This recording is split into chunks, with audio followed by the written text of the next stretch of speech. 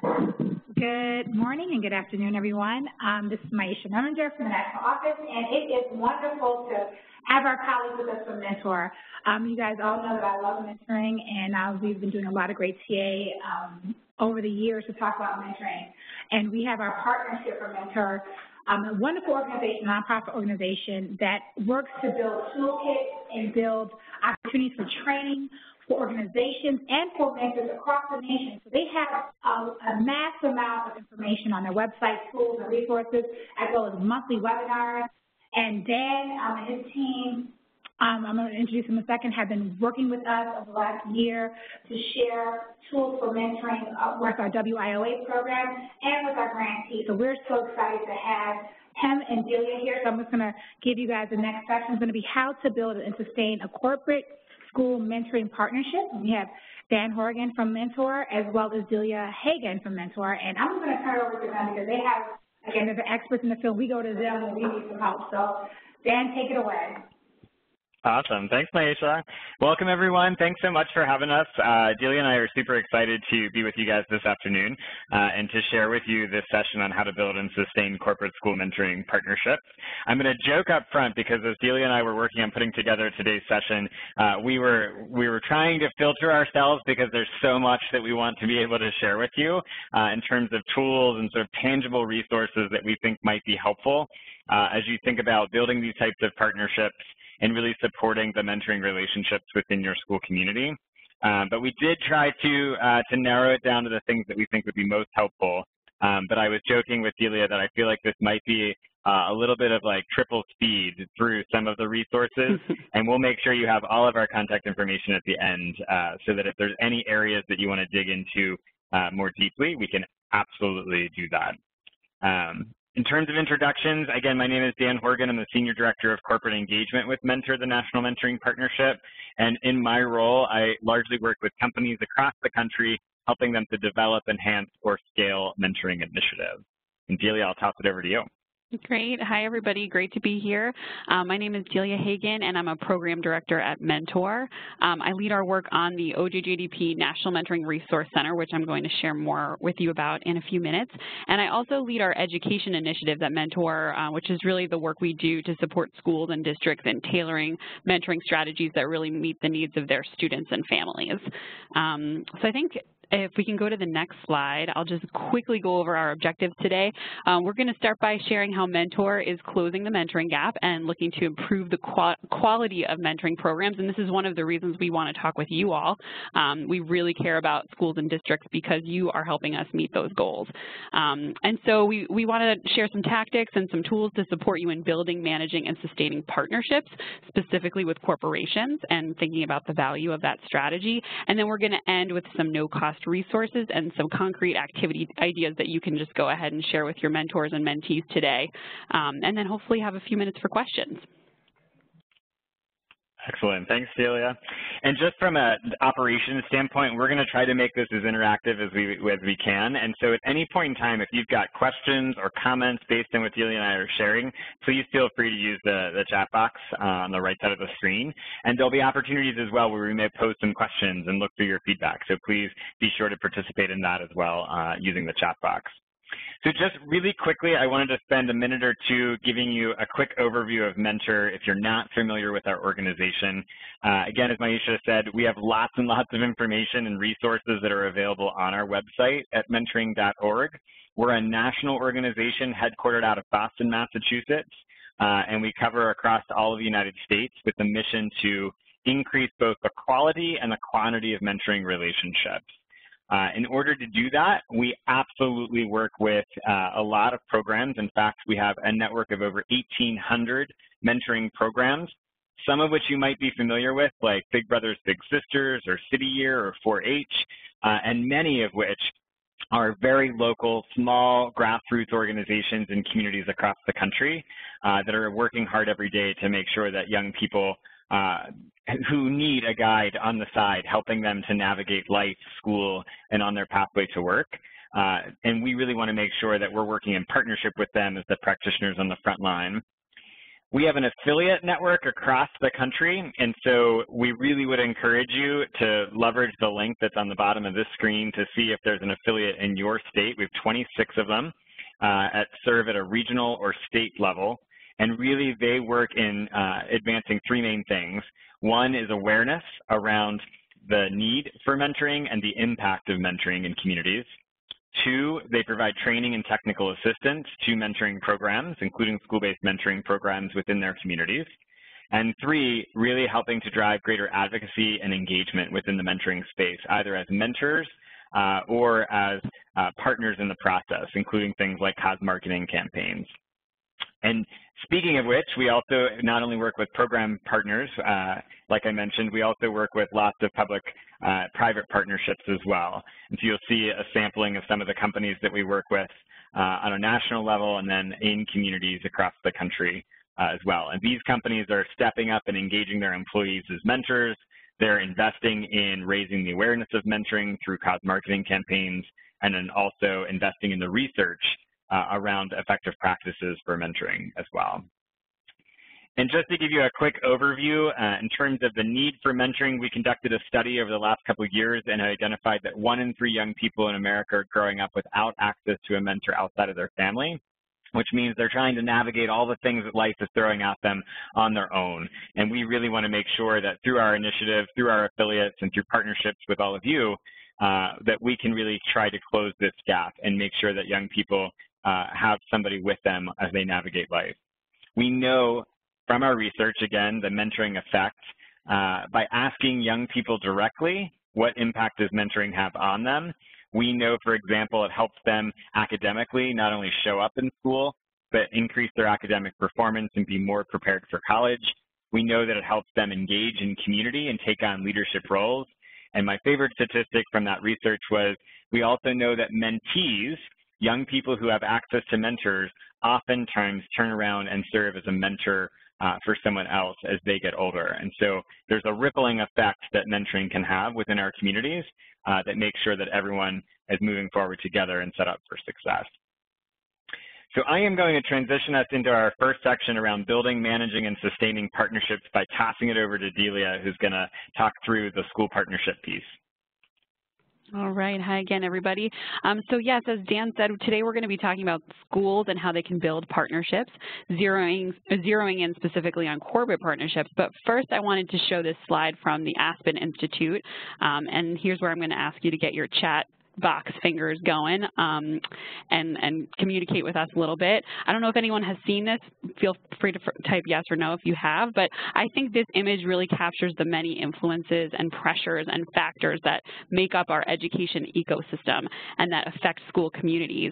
And given all of these influences and pressures at Mentor, when we train our trainers to work with schools, we really help them position their services in ways that schools can easily understand their value and really offer solutions to barriers that schools are facing to make that partnership easier. And that really helps cut through the noise that, you can find with some of these competing priorities. But we also train schools to be really intentional about building the right partnerships for them, not just receiving or dealing with partners that come their way. And to do that, we encourage them to do their own asset mapping to really ensure that they're engaging with partners in ways that really move the needle on their goals.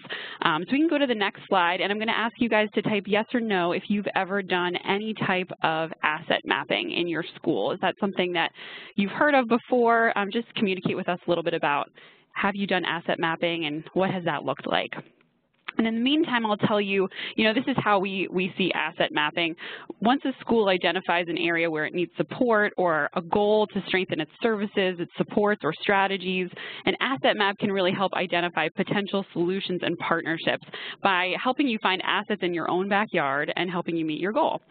So for example, Mentor has worked with many school districts who have identified chronic absenteeism as an issue in their schools or districts. And we've helped them design mentoring models that meet specific student needs and address those barriers to attendance, usually through partnerships with local community-based organizations, fundings from local businesses, things like that. So really relying on what's in the community and what assets are there. And so, one example I like to share is we've worked with a school district who had a local law firm in their neighborhood, and that law firm was really eager to get involved, so they ended up setting up an e-mentoring program, which was a good time commitment for the lawyers that worked at that business, but it also helped students explore careers in law and other related careers. So it was just a great way to map student needs to the assets of the community. And so it's just an example to share how local businesses and corporations are part of these community assets, and they're often underutilized and underengaged. So just kind of setting Dan up to speak about some of the specific ways here that schools can identify and build corporate partnerships and really help schools meet the needs of their students, their families, and their communities. Excellent. Thanks, Delia. So just to sort of build off of Delia's point, an asset map is really a breakdown of the resources within your community that can help you achieve the goals that you have set for your program or for your school or for your school district. And one of the assets that communities have are really the corporate partners, the businesses within those communities. And when you think about business partnerships, I want you to think about a business is only successful when it's able to engage with its customers and add value to those customers. So they rely on those customers in order to grow their business, in order to survive and thrive within the economy.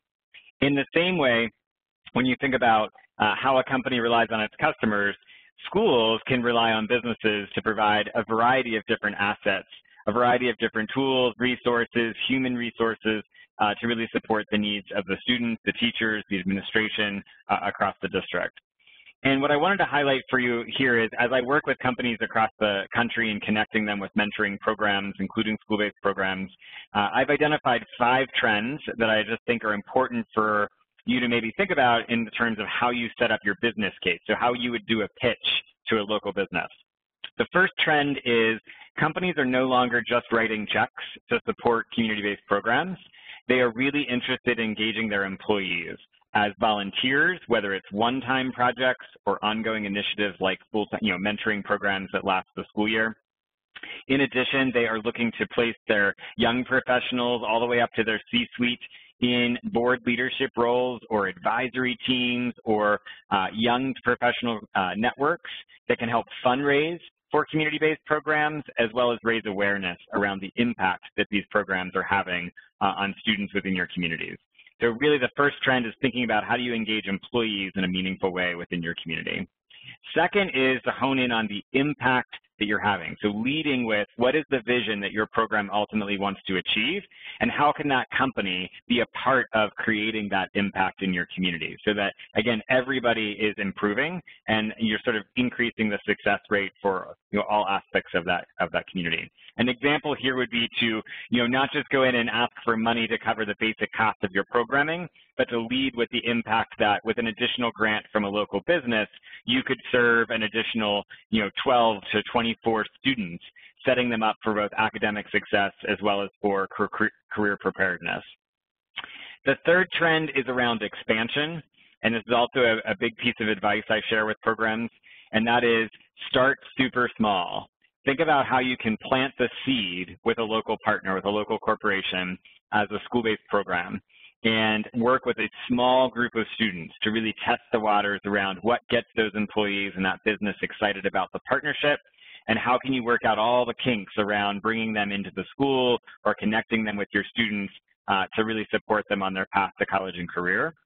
And as that sort of small seed starts to grow and people start to see the impact and start to get excited about the work, think about how you can scale the initiative to serve not only more students within a particular school, but also how can you maybe expand to serve multiple schools within your district, leveraging the resources of a particular corporate partner. The fourth trend is around storytelling, and this is a way to drive awareness and engagement within your community is to really work with companies to tell the story using the formula of a person with a name helping a person with a name.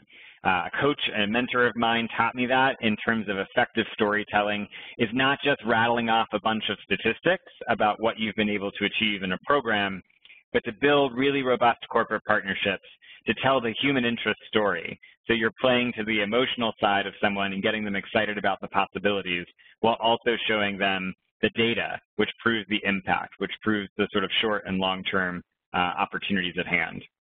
And that plays nicely into the fifth piece, or the fifth trend, which is around advocacy. And this is really acknowledging that a lot of companies are now taking stronger stands. Many CEOs of companies, for example, Salesforce, their CEO, Mark, has been very vocal about their investment and their support of education in this country and workforce development with a particular focus on apprenticeships. So think about how you can engage corporations as advocates for the work that you're doing, for the issues that you're trying to address through your school-based programs.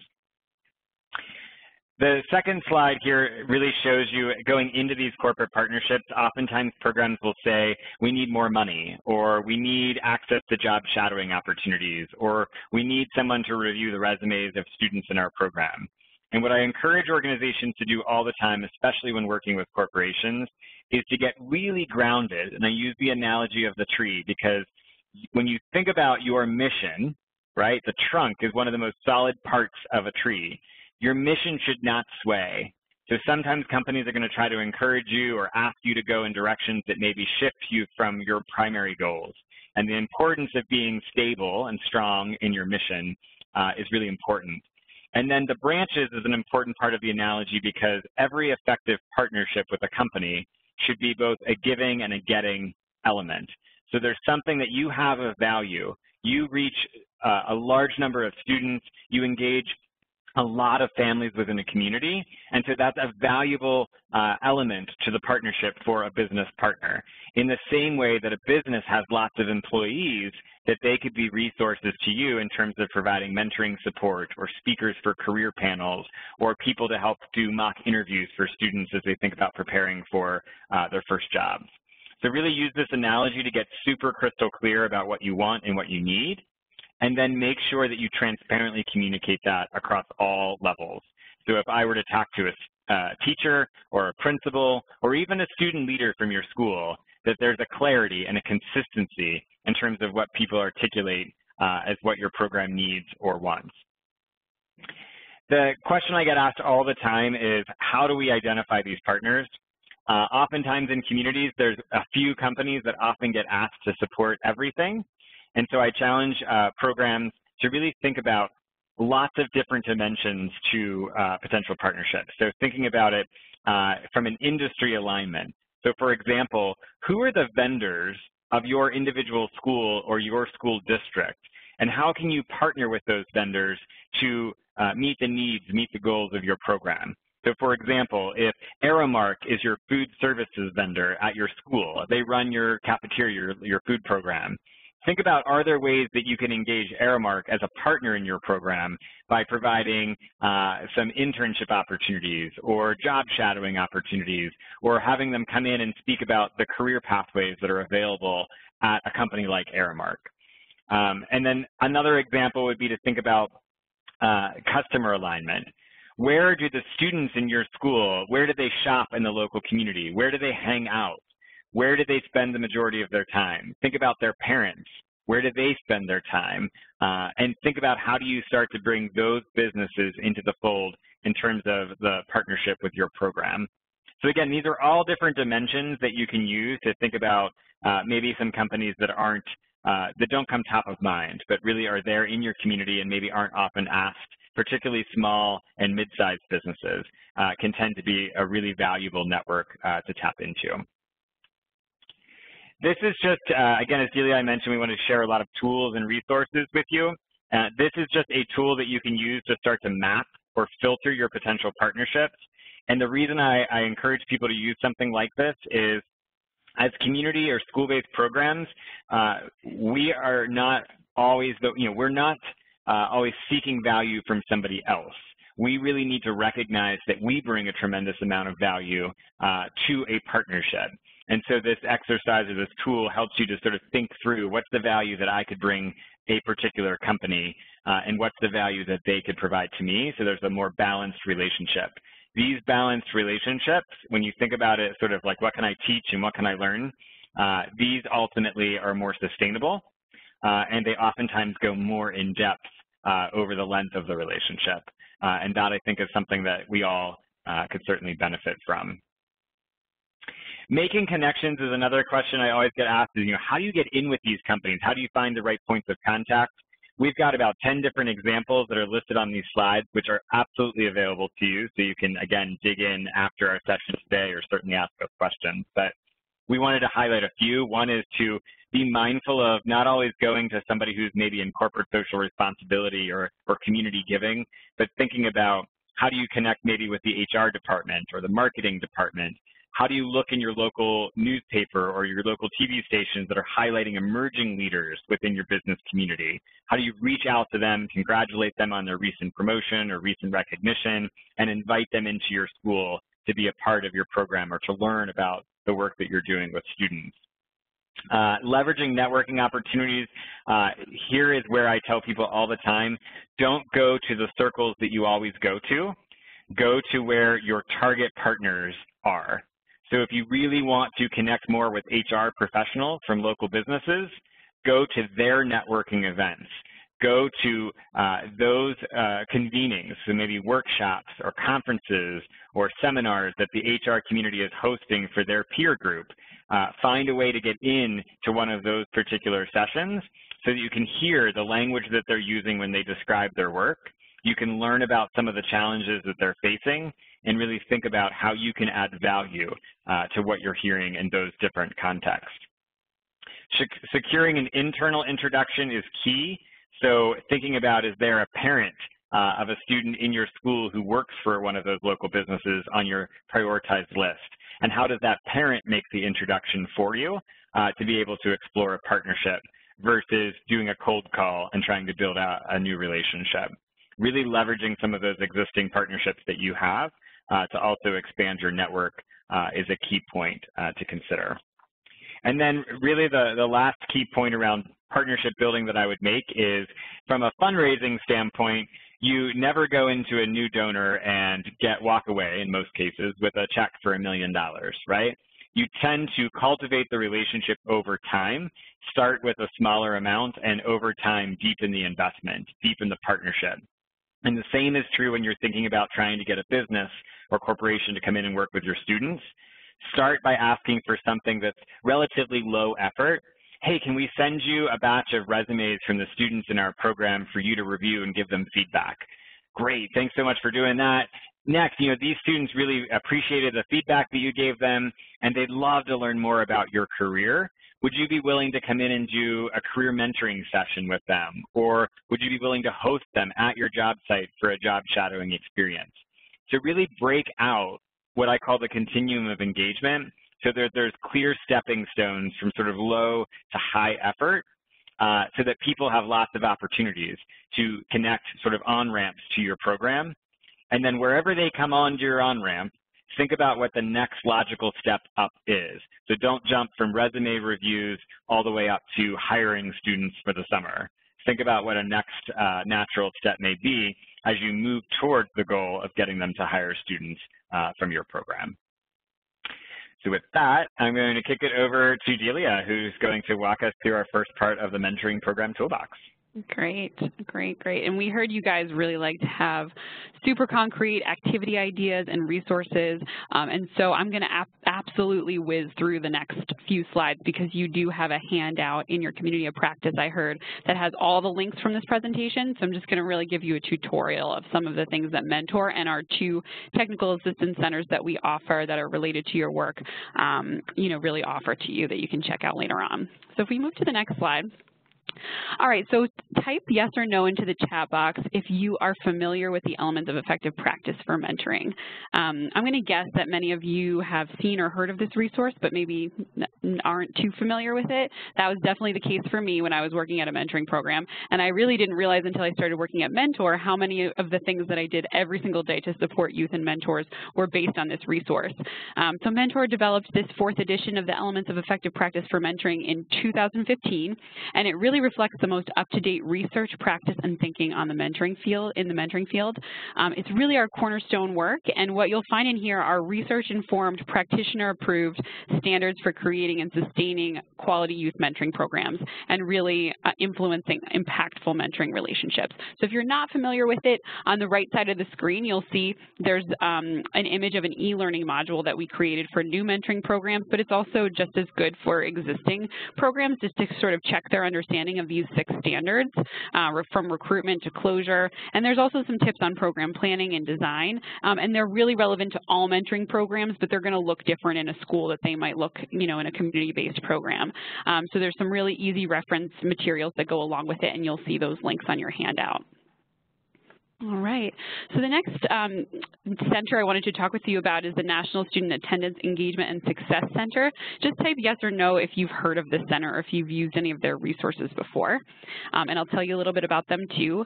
So Mentor is a partner on this center, and it's funded by the U.S. Department of Education with the goal of supporting schools in helping their students attend school every day, be engaged in school, and succeed academically.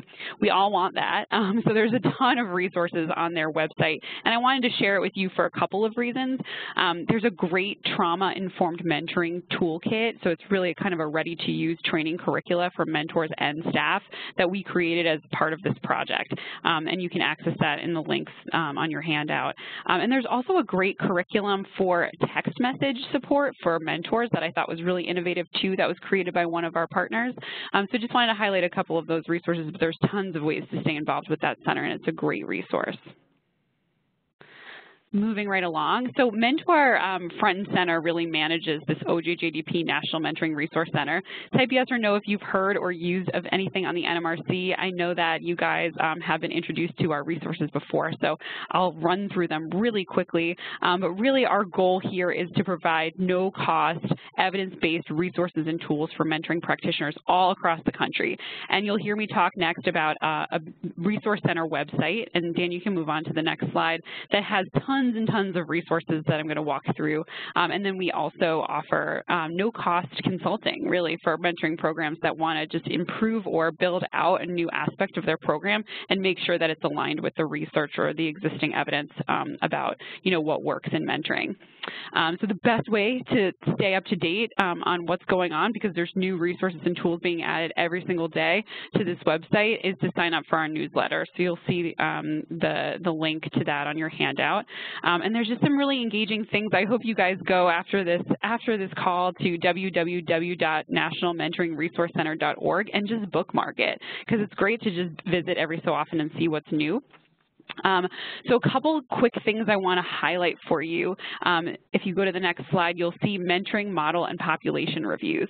So I want to ask if you've ever thought about trying out a new mentoring model, like say an e-mentoring model or a peer mentoring model. We hear a lot from schools that they're interested in those models, but they just don't know where to start.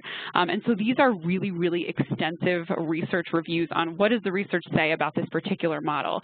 We've also got some extensive reviews on serving specific populations of young people that your school may want to provide targeted supports for. For example, youth who have an incarcerated parent or youth who have a mental health condition.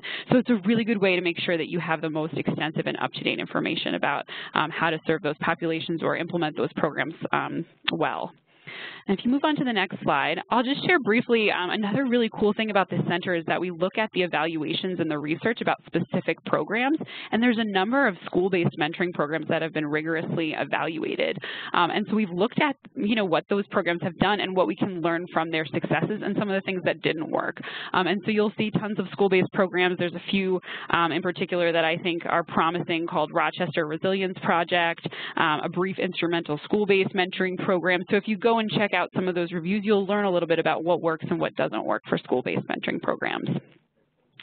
On the next slide, can I just add something real quick? So the program reviews section, I would strongly encourage all of you to also share with whoever leads the grant writing or grant making process for your school or school district, because it's a great place to capture some of the data coming out of these program evaluations to apply to why somebody should invest in the programming that you're running. So being sure to connect the dots with your grant maker or grant writers for your school or school district would be a good next step.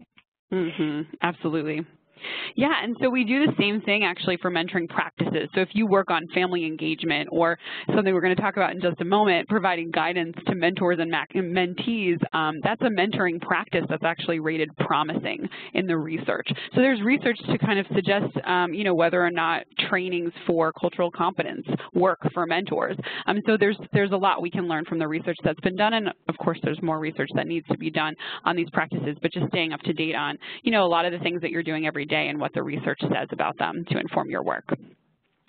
Next, one of the most valuable things on this website is this list of over 50 mentoring resources that are nominated or provided by mentoring programs just like yours that have done all of the work to put together guides and toolkits and training curricula, and they're offering them at no cost for you to access and download from this website. Most likely, there's a few that have a cost, but primarily they are totally no cost. So I love this resource and want to make sure that it's used to the best of your to its full potential. And you'll see some links there that are relevant or might be relevant to the work that you do. And next we've got a practitioner blog that really is just a plug to say, hey, if you've got a story to share or a practice or an innovative model to share, we want to feature the work you're doing on our practitioner blog. This is really the best way for practitioners to learn from each other, is to share their experiences. So we've got the contact information for our blog editor if you'd like to write a post or share a story about your work. A couple other quick things. We know match support is a huge part of what you do, and the research really, really supports how important that aspect of really cultivating, nurturing those relationships after you make those matches, and what goes into that. So we've got a ton of tools, and you'll see a link to the handout to access those. And then finally, just one other resource on this site is called the Measurement Guidance Toolkit. We know, especially from the grant writing perspective, how important it is for you to be able to measure the outcomes of your work and the impact on students, and also to be able to continually improve your program. So this resource is one of my favorite things that we have up here. A bunch of our researchers got together and said, you know, what are some of the outcomes that a lot of programs would like to measure, and what are some tools they can use, many of which are totally free online. So you'll see, you know, social emotional skills, academic impacts, those types of things that you likely are looking to measure. And then, you know, we encourage you to reach out to us for this no-cost consulting that we are able to offer. You know, it's fully funded by the Department of Justice, so it's really just sort of one click away in terms of getting some on-the-ground support, and we'll assign your request to either the TA provider in our network of experts that's the closest to you regionally, or, you know, has the most expertise in what you're looking for. And then, you know, many of you may have participated in our CMWS webinar series. Just type yes or no if you've been on one of those webinars. As you can see on the right, there's tons and tons of topics that might be really relevant to your work, and they're offered every third Thursday of the month. Hundreds of people join us every month for those, so we hope you'll join as well. And then finally, just type yes or no in the chat box if you actively recruit mentors from your community. Not every school does, but some do. So yes or no if you do, and if you do, you need to know about the Mentoring Connector. This is the only national online referral service for mentoring programs, and it allows you to list your program and receive inquiries from interested volunteers searching for the right volunteer opportunity. Again, it's totally no cost, offered by Mentor. And so you'll have to complete a quick eligibility questionnaire, but registering and monitoring those inquiries is really easy, so we'll hope you'll check it out at the link right there. Awesome. All right, Julia, I give you mad kudos for getting through that so quickly. So we're going to transition to our last section before we open it up for Q&A, which is, again, we heard that you guys were interested in getting some very tangible activity ideas that you could leverage with your programs. So we wanted to highlight a few of our favorites and some that we see being used across the country with mentoring programs. In the chat box, type yes or no if you have heard or if you've accessed the growth mindset toolkit that's available to mentoring programs. This toolkit was based off Carol Dweck's mindset research that really looked at the difference between fixed versus growth mindset, and was specifically designed for mentors to help mentors nurture more of a growth mindset, meaning that young people see challenges as opportunities to learn and not as roadblocks that prevent them from making progress moving forward. And so the growth mindset for Mentors Toolkit is full of a variety of activities, of videos, discussion guides that mentors can leverage. There's also a great part of the growth mindset toolkit that applies to teachers if you wanted to share it with the teachers within your school. And there's also a component of the growth mindset toolkit available for parents. One of my very favorite, just to give you a sample of an activity, favorite activities I use all the time with both mentors and with youth and mentoring programs is what's called a strategy box. And what happens typically is, a young person is meeting with a mentor, they're talking about an obstacle or a challenge, they're feeling really upset about the fact that they can't get through that particular obstacle, and they're really down on themselves. They're not necessarily seeing the resilience that the mentor knows they have inside. And so the strategy box, and I've done this with mentees that I've worked with, is you just grab a piece of paper, draw a square, and have them think through, okay, over the last year, what are 3 things that you've succeeded at, 3 things that you've accomplished?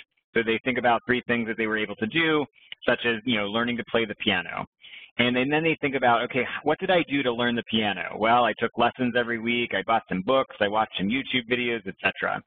They do that for those 3 boxes, and then the 4th box is their current obstacle, their current challenge. And when they start to articulate what that challenge is, it's an opportunity for you as a mentor or mentors in your program to say to them, are there any of the strategies that you've identified in the other 3 boxes that might be helpful in overcoming the current obstacle that you're facing? And so again, this is a tool or an activity that you can do on a regular basis, anytime that young person feels like they're hitting an obstacle or hitting a roadblock. And this, again, is just a sample of the activities that are available within the Growth Mindset Toolkit. Finding the Greatness Within is a guide that we developed in partnership with JPMorgan Chase with a pretty impressive program that they have called the Fellowship Initiative that operates in 4 cities across the country. But Finding the Greatness Within is a guide for mentors on college and career readiness.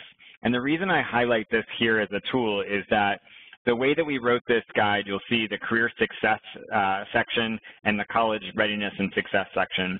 We have very specific links and outlines of tools and resources that a mentor or a program lead can leverage and integrate into a mentoring program. And so I like to think of it as almost like a roadmap, that if you have 4 or 5 sessions with a young person all around career mentoring, you could literally take this guide and you could identify one activity for each of those sessions, and that becomes your game plan, your roadmap, your agenda for each of those mentoring opportunities that they have with their students. So again, a great resource. The link is included in the resource guide that we provided. Julia, I'll toss it back to you. All right. So when I talk about things mentors and mentees do together, they usually fall into 2 camps, activities and traditions, and it's pretty obvious which is which. Traditions are really just activities that you do repetitively, right? But you start to build this culture, especially when you're working with groups that, young people can have this built-in reflection time and an ability to bond with each other in this sort of tradition way. And so I like thinking about activities in those 2 ways.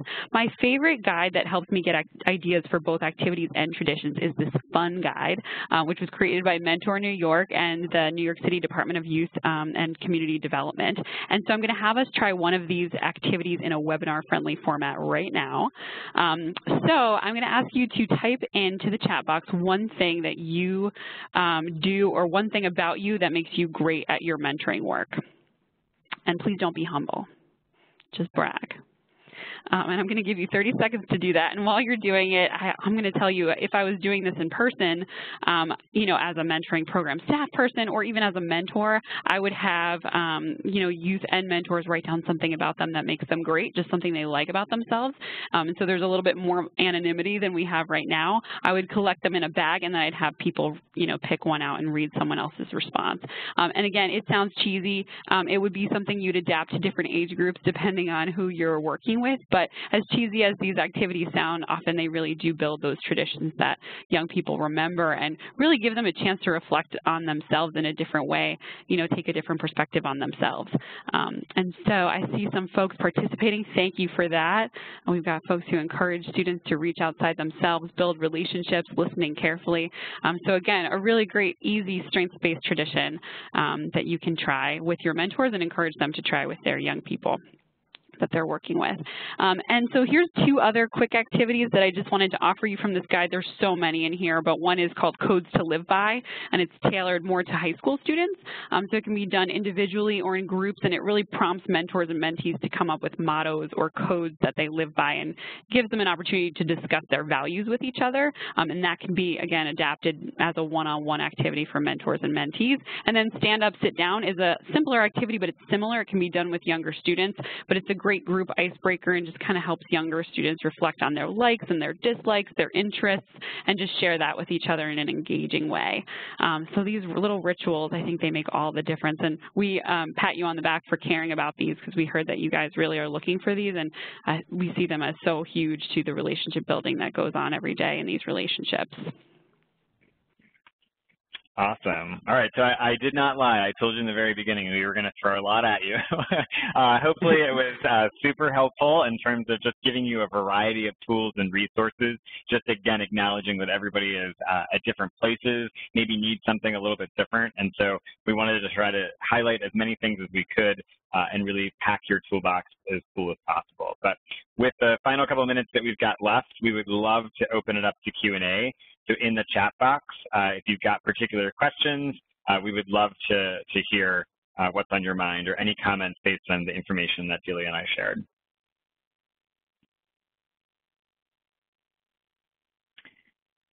I just like reading everybody's compliments to themselves. It's pretty awesome. Nice job with that, everyone. Absolutely. Okay, so here's a question.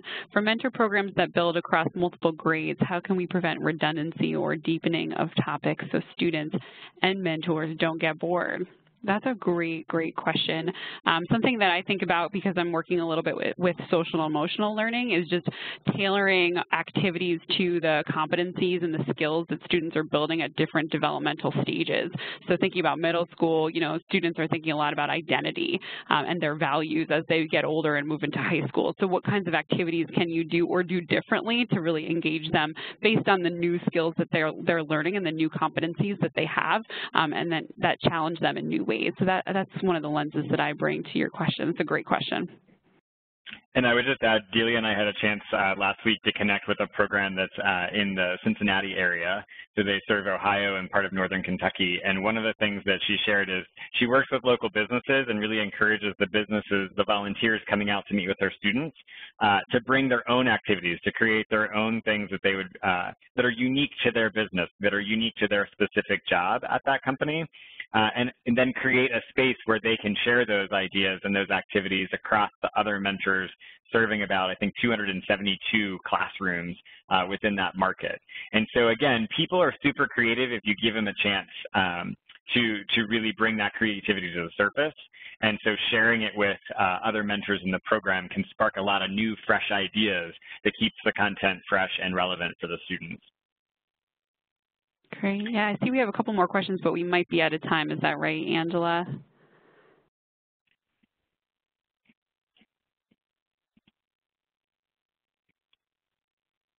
In the meantime, I can just share, someone asked about background checks, and we do have an e-learning module. That module that we shared earlier does cover screening practices. We also have a CMWS webinar actually starting right now, but it will be recorded and shared on our website about screening. So if you're interested in learning more about that, you can tune in or watch that recording. And I would just ask you a question about how do we get manufacturing companies to be more comfortable with releasing their employees as mentors. Again, I would go back to the continuum of engagement. We've had some success with manufacturing companies in some markets, getting engaged with local mentoring programs and school-based programs by starting with smaller steps. So helping to introduce students to a variety of career pathways in the trades, starting with maybe a career panel with the students, and then emerging into what are some of the soft skills needed to be effective in a manufacturing role, and then transitioning to a point where they might go out and do a job shadowing or see what happens at a manufacturing facility or plant, and then starting to approach the conversation to say, are there ways that your employees, now that they've worked with and connected with the students multiple times, the mentoring relationships might start to unfold more naturally. So I would think about it as a continuum with something that's low effort as a starting point. Well, thank you all so much for your attention and for your participation in the chat box. This is not a shy group. We appreciate it. And thanks for all the work you're doing with students. Absolutely. Well, thank you so much, Dan and Delia. This is Angela. We're just jumping in. I see lots of comments coming in, and that's great. Keep those coming in. If you have questions, we can answer those, or we can follow up later with more resources. So, any last comment or question, or not question, comment or kind of closing from you, Dan and Delia?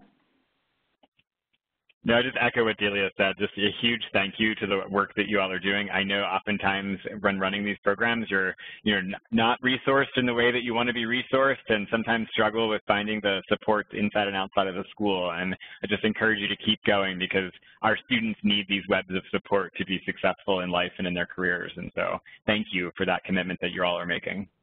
Absolutely. Thanks, everybody, so much.